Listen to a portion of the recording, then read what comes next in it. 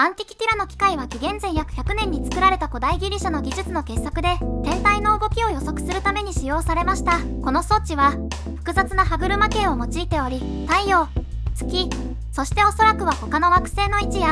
月食と日食の日付を計算することが可能でした。その精巧さと機能から古代のコンピュータとも称されるこの機械は、機械式計算の原理を用いた人類史上最古の例の一つと考えられています。しかし、このような高度な技術を生み出した製造方法は、時間の経過とともに失われてしまいました。アンティキティラの機械の発見は、古代人が持っていた驚異的な天文学的知識と技術力を今に伝え、現代の科学者たちに多大な影響を与えています。